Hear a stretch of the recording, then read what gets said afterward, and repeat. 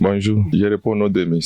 Jean, je suis coordinateur provincial des écoles privées agréées du Congo qu'on appelle l'IEPAC. Oui, cette grande activité a été organisée dans le but de recycler le personnel enseignant. Vous savez qu'aujourd'hui, le monde est en évolution. La science évolue, les connaissances nouvelles sortent et il y a des enseignants des carrières qui ont travaillé depuis longtemps, qui gardent toujours les mêmes leçons, les mêmes méthodes, les mêmes techniques des années antérieures. Ils sont obligés, nous sommes obligés de les ramener à niveau. Comme le coordinateur national l'a dit, nous devons aussi prendre les enseignants qui sont nouvellement engagés pour les mettre au même niveau avec les autres afin de bien encadrer les enfants qui sont l'avenir du Congo. Les écoles qui vont nous écouter, nous les invitons à venir adhérer massivement à l'IEPAC. C'est l'une des associations qui plaide pour l'intérêt des écoles, des promoteurs, des élèves. Nous pouvons vous rassurer sans toutefois vous mentir que c'est ici où on peut bien défendre vos intérêts facilement, pas ailleurs. Nous ne sommes pas là pour rançonner les écoles, nous sommes là pour défendre les intérêts afin d'amener une bonne éducation dans des familles. Parce que c'est l'enfant qui est l'avenir de demain. Si l'enfant est détruit, tout le pays sera détruit. Alors nous faisons tout pour amener l'excellence au niveau des écoles membres de l'IEPAC. C'est ainsi que j'invite les chefs d'établissement qui doutent encore ou qui n'ont pas d'association ou même qui sont dans d'autres associations, s'ils se sentent à l'aise ou frustrés ailleurs, qu'ils viennent à l'IEPAC. Là, il y a de bonnes choses et nous sommes rassurés qu'ils ne seront pas déçus. Merci beaucoup. Moi, c'est Bishop Biché Kubrikane Well, coordinateur national de l'Union des écoles privées agréées du Congo, en sigle on dit IEPAC. Voilà. Oui, je sais très bien que l'IEPAC a une mission de former et d'informer les enseignants et les chefs d'établissement. Vous savez, surtout, ils ont des enseignants, les anciens enseignants, les doyers, et qui ne sont pas encore actualisés à la nouvelle méthodologie. Et aussi, il y a les nouveaux engagés aussi qui ne sont pas encore formés. Raison pour laquelle l'IEPAC s'organise chaque fois, souvent par an, souvent des formations ou 3 formations, en mettant toujours ces enseignants dans l'actualité. Nous avons organisé aujourd'hui, en fait, d'outiller ces enseignants et les établissements, comment gérer. D'abord, il y a 3 thèmes qu'on a abordés aujourd'hui. Il y a la formation, la gestion administrative et pédagogique. Après la gestion administrative et pédagogique, nous avons aussi formé aussi sur la gestion d'une classe. Après la gestion d'une classe, il y a aussi les codes 22 de bonne conduite d'un personnel enseignant que nous avons voulu aussi informer les enseignants. Et nous avons touché des points dans ces codes, les devoirs et les droits d'un personnel enseignant qui va faire dans sa classe. Et c'était vraiment encourageant et motivé. Les enseignants étaient contents puisqu'ils ont reçu une information. Et ils demeuraient toujours dans la salle. Il y a ceux qui ne savaient pas à faire. Mais cela a été organisé par l'IEPAC. Et nous sommes tellement ravis puisque même si la pluie a perturbé la situation, mais un nombre est arrivé, ils ont suivi la formation. Oui, ceux qui étaient présents, nous avons dit qu'ils mettent ça en pratique. Ça va, qu'ils mettent ça en pratique puisque c'est utile pour nous tous pour quand même changer la qualité d'enseignement. C'est utile. Et alors, ils ont quand même compris, ils ont applaudi aussi puisqu'ils ont bien compris la matière. Et puis les inspecteurs, nous avons dit qu'ils ne se fatiguent pas. Demain après demain, encore, on va organiser encore, ils seront encore invités pour approfondir la matière et à nos membres de l'IEPAC. Aussi, ceux qui ne sont pas présents aujourd'hui, malheureusement, ils étaient handicapés par la pluie, on a compris, mais ils seront là à la prochaine. Mais d'abord, jusque-là, il y a des modules, il y a des documents que nous avons quand même élaborés. On va les distribuer dans des écoles pour qu'ils s'enrichissent d'abord en attendant l'information collective.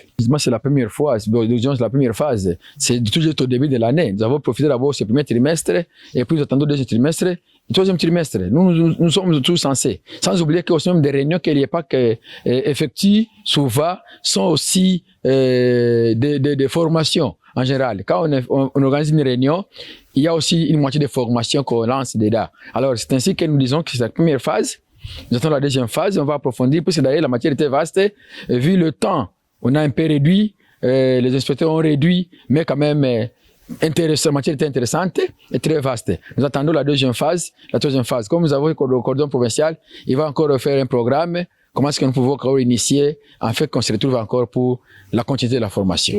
Seulement que je dis la population estudiantine, soit scolaire, dans ce sens-là, que je peux parler, je dis seulement que non, qu'ils savent que l'IEPAC existe, c'est une association vivante, hein? Une association vivante qui cherche quand même à activer ou à cultiver les niveaux des enfants. Alors, en formant ces gens, nous voulons quand même que nos écoles soient quand même en avance avec la nouvelle méthodologie de l'enseignement. Justement aussi, les écoles, il y a des écoles qui démettent toujours comme ça, ils s'appellent écoles privées. Les enseignants sont là engagés, ils ne subissent pas aucune formation. Depuis le début jusqu'à la fin, ils ne sont pas formés. On ne sait pas où est-ce qu'ils tirent la nouvelle méthodologie d'enseignement. S'ils ne sont pas formés, ils enseignent seulement des ordres, et on ne sait pas s'ils sont en train d'enseigner, qu'est-ce qu'ils enseignent, puisqu'ils ne sont pas quand même outillés. Mais l'IEPAC s'arrange à outiller les enseignants membres. Ça va, ainsi que les établissements sont vraiment formés, et j'ai confiance à mes établissements qu'ils ont quand même quelques bagages pour gérer une institution et pour aussi encadrer les enseignants dans leur école. Et celui qui parlait ici, c'est le cordon national de l'IEPAC qu'on appelle Bishop, Bisheko, Birikani, Well. Souvent, les gens, les noms des bishops, quand ils parlent du nom bishop, ils ne savent pas c'est quoi. Quand on dit bishop, c'est évêque. Il y a même ni bishop au askofu. Mara kwa mara Kiswahili na Kifaransa na Kiingereza inachanganaka. Kiingereza nasema bishop, Kifaransa nasema évêque, Kiswahili nasema askofu. Bisheko Birikani Well. Niko coordinateur, kiongozi halali wa mashule ya privé ambayo inaitwa IEPAC. Tumeandaa kikao hiki ni sema kama formation, unajua Kifaransa na Kiswahili inakuwa compliqué. Tumeandaa hii formation sema kwamba tumegundua kwamba kuna walimu wa zamani wako masomo hawana hii metode ya mpya ya kufundisha watoto, na kuna walimu wengine wapya wamekuwa angaji nao vile vile hawajakuwa na hii metode mpya ya kufundisha, yani wako na tu wanawekewa ndani bado kuwa wafundishe jinsi ya kufundisha wengine. Tukaona kwamba IEPAC hawezi kubakia kimya, iandae formation ya kusaidia walimu waelewe na viongozi waelewe namna gani wanaweza kusaidiana kuendelesha hii metode mzuri mpya ya kusomesha. Ndipo tulialika wa inspecteur kama vile wa formateur wafike watusaidie, na mimi mwenyewe tumesaidiana nao kwa kusaidia wale walimu wazee na wapya wajue nini utafanya kwa masomo ili mwanafunzi aelewe vizuri anayofundishwa. Ndio najua kwamba leo mvua imetuzuia kabisa, tumeanza nyuma kwanza sababu ya mvua, lakini Mungu asifiwe. Wale ambao kufika hayakuwa njoo mwisho, hapana, tutaendelesha kazi nao utakuwa vile vile, lakini kuna maslahi tulifanya za kuwasaidia.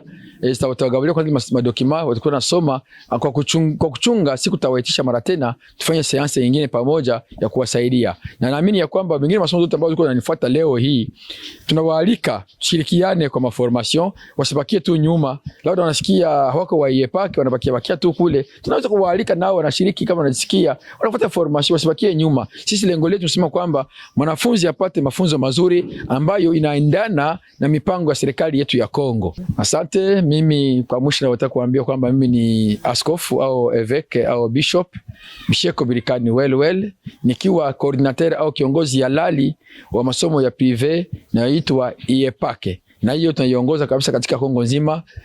Tuna masomo kwa Kisangani, Kindu, Kasai Oriental, Lomami, tuna masomo kwa Baraka, masomo kwa Uvira, kwa Plaine de la Ruzizi, Bukavu. Huko tunaongoza masomo ziko za IEPAC zinaendelea, na Mungu anasaidia sababu tunapanua kazi endelee. Hivi tunaanza kutembea sasa, tupanue makazi ngambo wengine. Wale ambao hawajajiunga tunawalika wajiunge ili wapate mafunzo mazuri. Asante pia.